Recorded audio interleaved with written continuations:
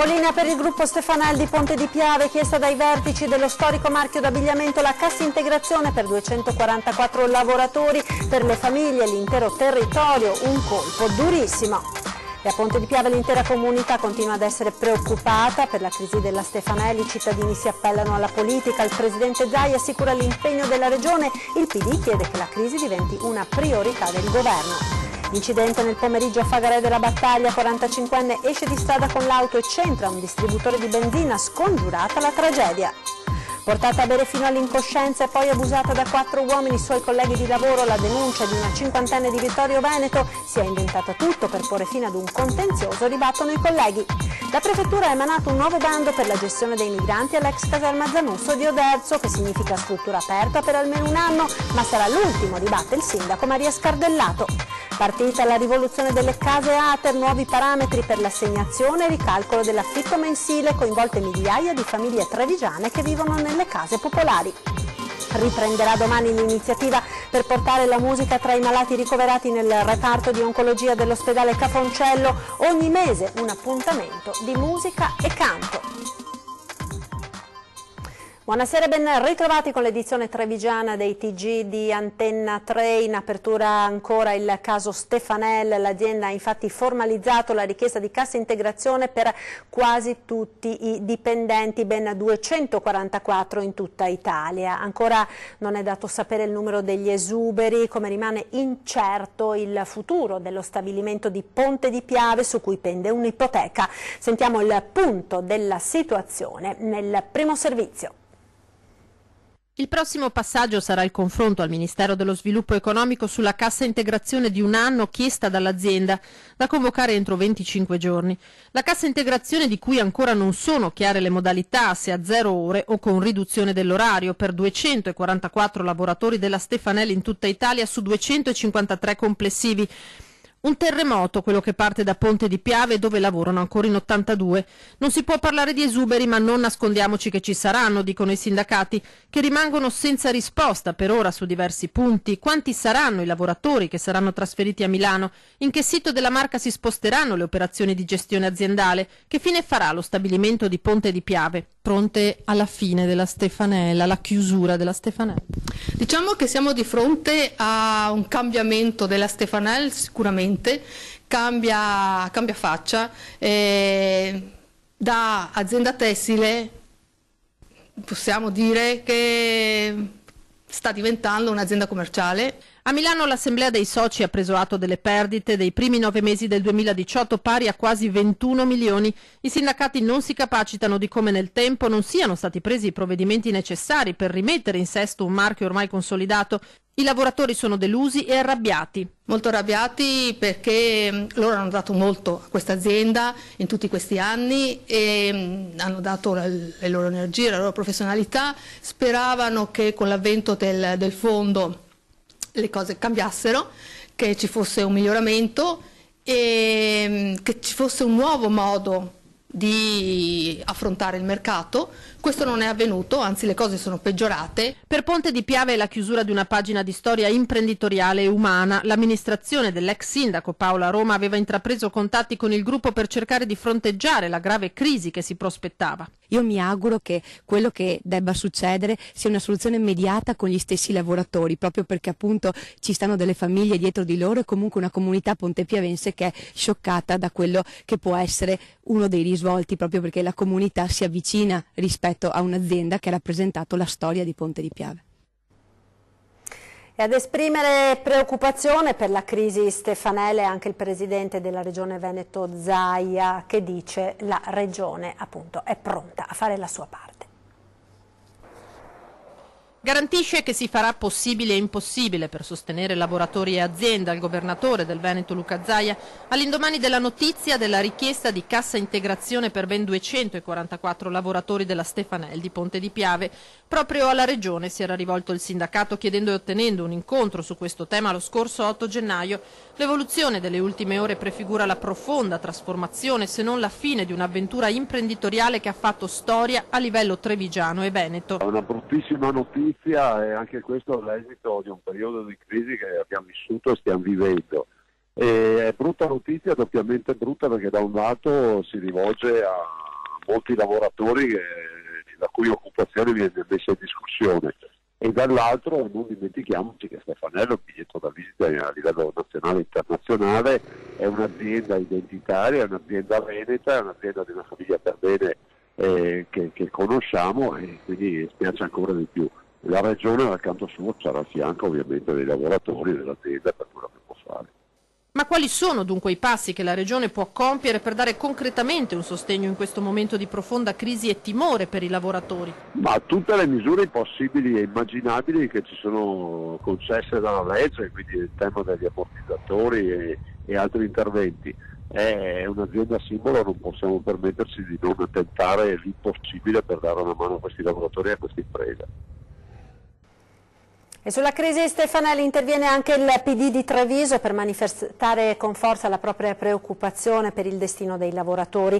La crisi di Stefanelli è la classica tragedia annunciata, dichiara Giovanni Zorzi, segretario provinciale del PD. Che il settore tessile nella Marca fosse gravemente in difficoltà era purtroppo noto da tempo. Ora a pagarne il prezzo più grande sono i lavoratori e le famiglie, e assieme a loro un intero territorio che ha accolto in questi anni l'azienda come parte integrante della propria comunità. Di fronte alle drammatiche notizie di imminente chiusura dello stabilimento di Ponte di Piave, all'improvvisa richiesta di cassa integrazione straordinaria per la quasi totalità degli addetti, il PD della Marca non ci sta. Per questo, propone Zorzi, come PD provinciale ci impegneremo affinché attraverso i nostri rappresentanti in Parlamento, data la dimensione del gruppo Stefanel, la questione diventi una delle priorità del governo. Ci auguriamo che anche la Lega di Zaia faccia altrettanto, perché ne va di mezzo lo sviluppo di un intero territorio, conclude il segretario provinciale del Partito Democratico. E la notizia della crisi occupazionale della Stefanel non stupisce i residenti di Ponte di Piave. La situazione era nota già da tempo, anche se in molti si auguravano che l'azienda fosse in grado di risollevarsi. Ora tutti sperano che Regione e Governo possano intervenire per scongiurare il peggio, come la delocalizzazione o la chiusura definitiva dell'azienda. Sentiamo. Stefanello aveva una gran prospettiva davanti, ma adesso ultimamente qua si sentiva che andava sempre più giù, non c'era più niente da fare. È andata male, è andata. Penso che peggio di così non poteva finire, insomma. Per il paese di Ponte di Piave è sicuramente un grosso problema per la gente e per i lavoratori. Purtroppo l'economia mondiale è cambiata e probabilmente la proprietà non è riuscita a gestire questi cambiamenti, ha fatto andare le cose come non dovevano andare, bisognava intervenire probabilmente prima in un modo più deciso, adesso temo che sia troppo tardi. È difficile capire cosa si poteva fare, sicuramente il presidente Giuseppe Stefanello ha fatto finché ha potuto. Purtroppo una tragedia per il paese sicuramente. Nel corso di questi ultimi 15 anni c'è stata una continua riduzione, prepensionamenti, gente che se n'è andata, adesso sono rimasti credo 90 persone in tutto, di Ponte di Piave una quindicina, però insomma 90 famiglie sono tante, quindi sì, ammortizzatori sociali, tutto quello che si vuole, però poi alla fine si rimane senza lavoro. Una fine annunciata? Purtroppo sì, è un'agonia, mi sembra un'agonia. Bisognava intervenire prima, quando c'era ancora il tempo per farlo. Sì, era da tempo che l'azienda Stefanel era, diciamo così, in crisi, tra virgolette, però si sperava sempre, insomma, che ci fosse una ripresa del lavoro. Questo non è avvenuto e questa è la situazione. Auspicate un intervento del governo? Ma speriamo che il governo, soprattutto la Regione Veneto, prenda in mano la situazione, perché ne va veramente di un'immagine di un'azienda leader nel settore dell'abbigliamento. La cronaca ora, incidente nel pomeriggio a Fagarè della Battaglia, 45enne esce di strada con l'auto e centra un distributore di benzina, scongiurata la tragedia. Vediamo. Paura nel primo pomeriggio nel centro abitato di Fagaret della Battaglia. Verso le 15:30 un cittadino di origine senegalese sui 45 anni a bordo di una Ford Fiesta è uscito di strada all'altezza del centro abitato, andando ad impattare prima in una Iola spartitraffico nella corsia opposta e dopo aver percorso un tratto di pista ciclopedonale finire la sua corsa a ridosso di una protezione di un distributore di benzina. L'uomo, mentre percorreva la via Postumia per tornare a casa, ha perso il controllo della sua autovettura, probabilmente per un malore o un colpo di sonno. Solo la fortuna ha voluto che nessuno sia stato investito e che il mezzo non abbia causato un'esplosione impattando contro la pompa di benzina. Sul posto sono intervenuti i vigili del fuoco per mettere in sicurezza l'intera zona e la polizia municipale per i rilievi del caso. Il SUEM 118 è accorso per prestare le prime cure mediche all'automobilista. Il 45enne, residente nella zona di Zenson, nell'impatto ha subito solo lievi ferite. Portata a bere fino all'incoscienza e poi abusata da 4 uomini. La denuncia è di una 50enne di Vittorio Veneto. Sentiamo. Ha denunciato di essere stata ubriacata e stuprata da 4 colleghi al termine di una cena di lavoro a casa sua.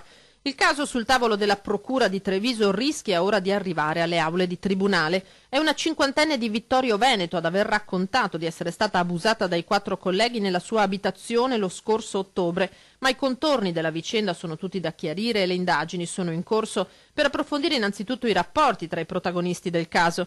Sì, perché tra la 50enne e i suoi presunti aguzzini, colleghi di lavoro di età compresa tra i 45 e i 50 anni, c'erano dei dissapori legati anche a questioni economiche.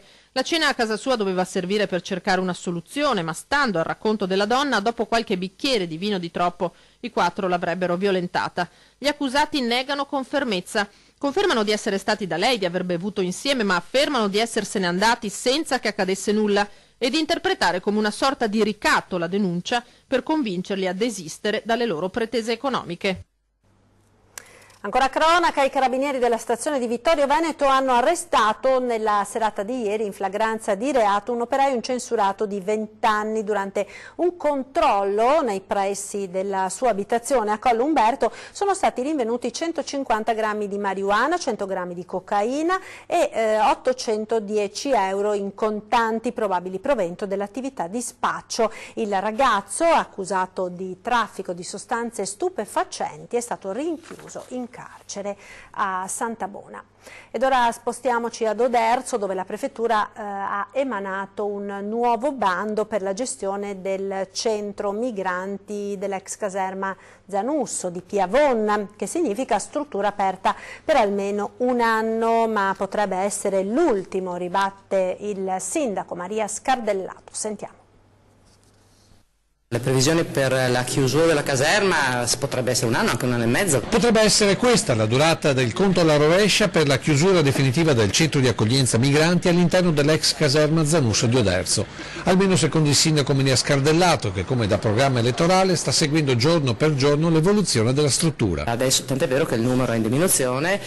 Quando sono andata a visitare il centro con la nuova prefetta erano 261, oggi sono 250, quindi man mano che gli ospiti vengono dichiarati o rifugiati o illegali escono dalla caserma. Un centro che chiuderà per esaurimento, sottolinea il sindaco, che conferma non sia previsto alcun spostamento, come invece è accaduto per Cona. È impossibile, perché queste persone non possono sparire nel nulla.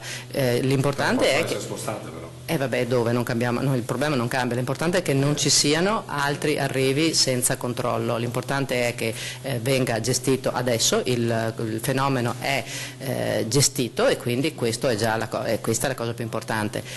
Poi il problema adesso sarà da vedere quanti verranno riconosciuti rifugiati e quindi come inserire e lavorare con questi. E qui potrebbe inserirsi la nuova mossa dell'amministrazione comunale di Oderzo sull'ex caserma. Già per la parte di caserma non occupata dal centro stiamo facendo le pratiche per il passaggio di proprietà, quindi il passaggio di proprietà potrebbe essere già i primi mesi, a metà del 2019, diciamo il passaggio di proprietà della parte di caserma non occupata. Quella occupata aspettiamo con pazienza, ma adesso la strada è segnata.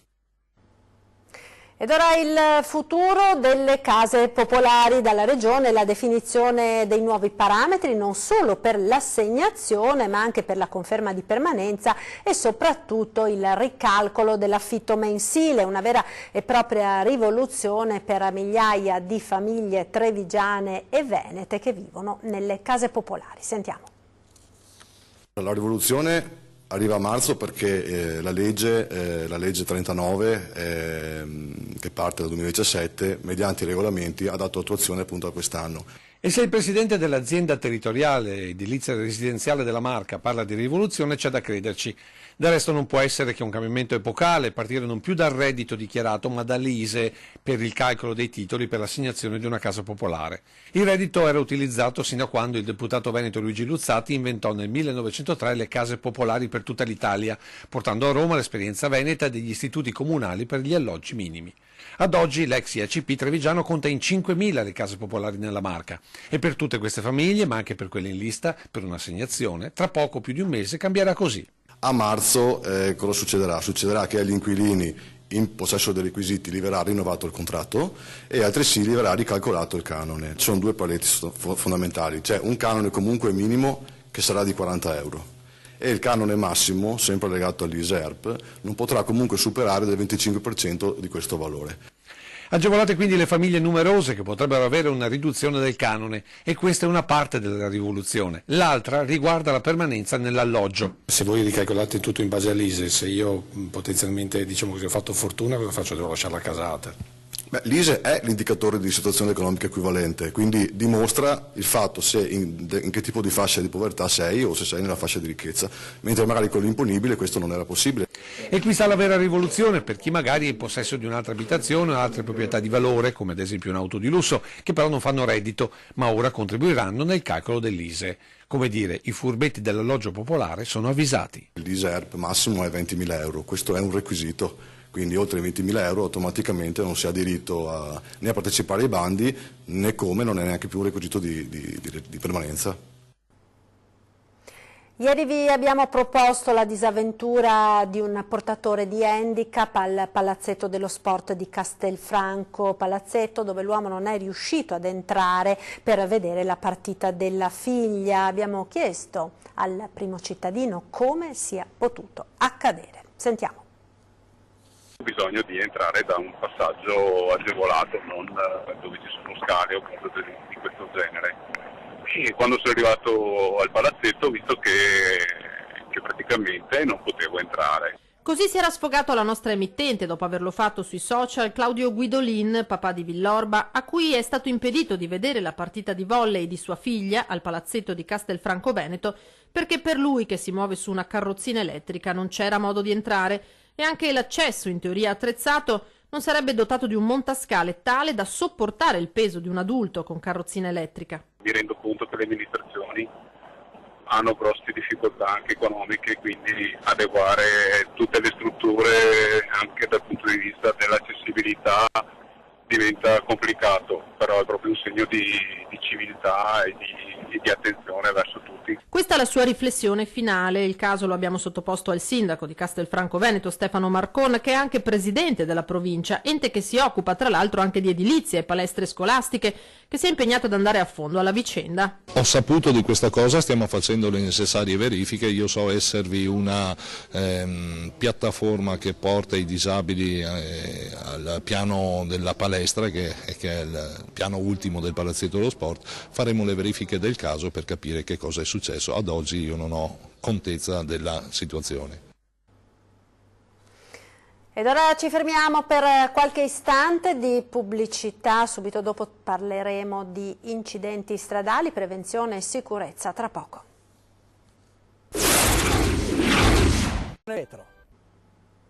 Eccoci nuovamente in diretta con l'edizione di Treviso dei nostri telegiornali. Parliamo ora di incidenti stradali, la Marca ancora maglia nera per numero di sinistri, i dati dell'ACI e della Polstrada.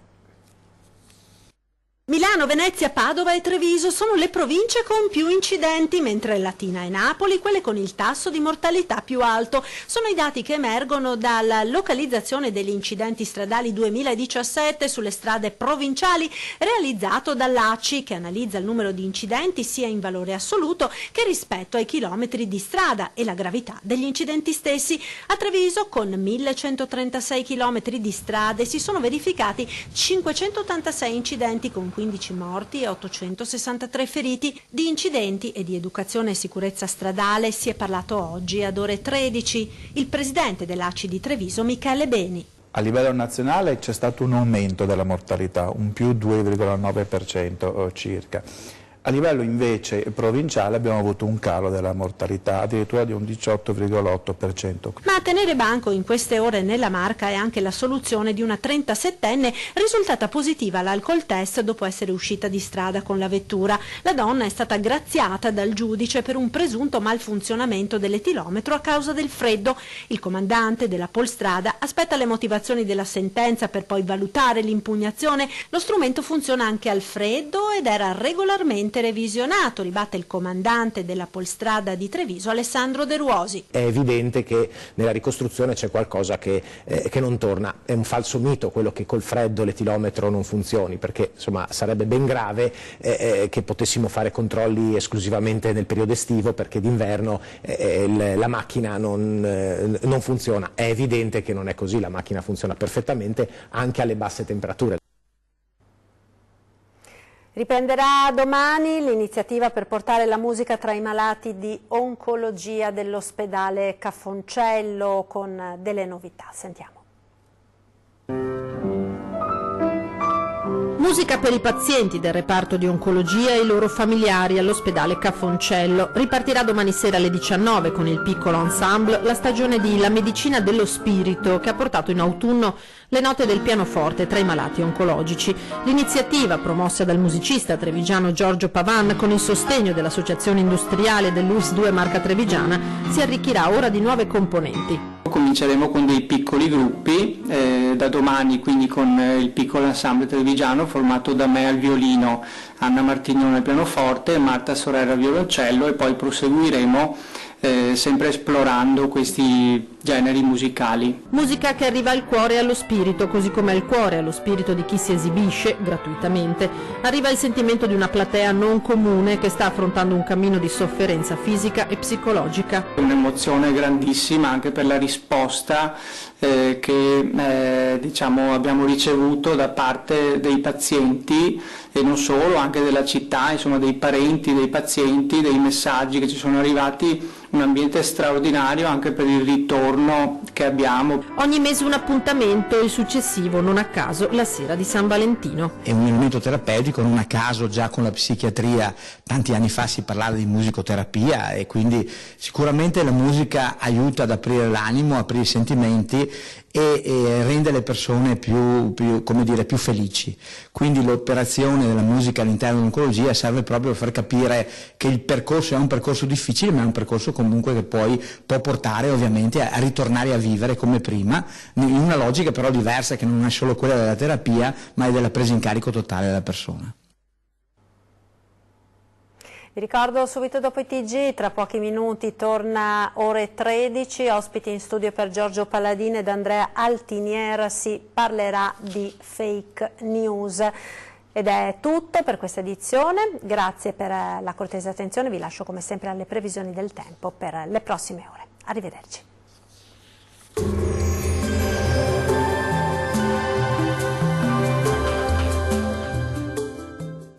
De Fabri presenta Isola Tutto, il kit fai da te per isolare il cassonetto di casa tua da caldo, freddo, spifferi e rumori. Non necessita di opere murarie. Ben ritrovati al meteo, tempo in miglioramento sulle nostre regioni. Nel dettaglio, sul Veneto al mattino sarà possibile una residua instabilità sui settori meridionali, dove non si esclude qualche piovasco. Col passare delle ore fenomeni in esaurimento ovunque, torna dunque ad essere asciutto e soleggiato. Temperature minime tra -1 e 2 gradi, massime comprese tra 5 e 9 gradi. Diamo uno sguardo al Friuli Venezia Giulia. La situazione sarà molto simile, con il cielo che si presenterà molto nuvoloso nella prima parte della giornata e saranno possibili anche delle occasionali piogge. Più sole invece a partire dalle ore pomeridiane. Temperature minime intorno a 0 gradi, massime comprese tra 7 e 9 gradi. Vediamo infine la situazione del Trentino Alto Adige. Bel tempo sulla nostra regione, dove sarà il sole a prevalere. Non si escludono locali nevicate a bassa quota sui confini alpini. Ampio soleggiamento invece altrove, con il cielo che si presenterà sereno o poco nuvoloso ovunque. Temperature minime tra -2 e 0 gradi, massime tra 8 e 9 gradi. Dal meteo di Antena 3 è tutto. Arrivederci al prossimo aggiornamento.